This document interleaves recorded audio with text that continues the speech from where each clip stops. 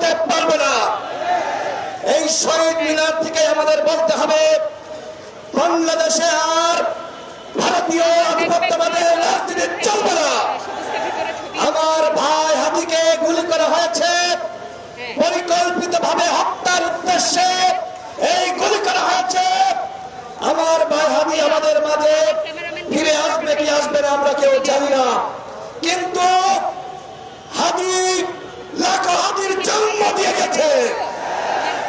আমরা প্রস্তুত রয়েছি ওই ভারতীয় দালালদেরকে, যারা বাংলাদেশকে জিম্মি করতে চায়, যারা বাংলাদেশকে একটি গরজ রাজ্য বানাতে চায়, এই বাংলাদেশ আর কখনোই ভারতের দাদাগিরি মানবে না। আওয়ামী লীগ বাংলাদেশের রাজনীতি করতে চাই, আমরা কি মেনে নিব বন্ধুগণ?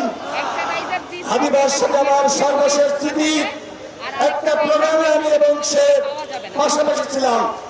আমি তাকে বলেছিলাম, আওয়ামী লীগ এখন স্বপ্ন দেখছে স্বতন্ত্র লীগ রূপে ফিরে আসতে চায়। আওয়ামী লীগের পদাধিকারী নেতারা তারা স্বতন্ত্রভাবে নির্বাচন করবে। তিনি আমাকে বলেছিলেন, এই বিষয়ে আমাদের সবাইকে একসাথে কাজ করতে হবে। বন্ধুগণ, বাংলাদেশে আওয়ামী লীগ রাজনীতি করুক, অন্তর্বর্তীকালীন সরকার তাদেরকে সুযোগ দিক, নির্বাচন কমিশন তাদেরকে সুযোগ দিক। আপনারা কি মানবেন? এই বাংলার মাটিতে আওয়ামী লীগের রাজনীতি আর চলবে না। আগামী নির্বাচনে আওয়ামী লীগ অংশ নিতে পারবে না। আমি সর্বশেষ বলতে চাই, আজকে উসমান হাদিকে যেভাবে রক্তাক্ত করা হয়েছে, হত্যার উদ্দেশ্যে গুলি চালানো হয়েছে, আমরা দেখছি ফেসবুকে বিভিন্ন হিট লিস্ট ঘুরে বেড়াচ্ছে, আমাদেরকে নাকি টার্গেট করা হয়েছে। আমরা কি ভয় পাই?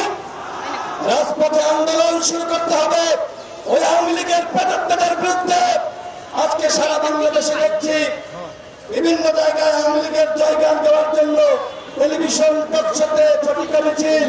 আওয়ামী লীগের উদ্দেশ্যে বলতে চাই, যদি মাঠে নামো, পিঠে ছালা বেঁধে মাঠে নামো। এই বাংলাদেশে আওয়ামী লীগের রাজনীতি চলবে না, ভারতের দাসত্ব চলবে না।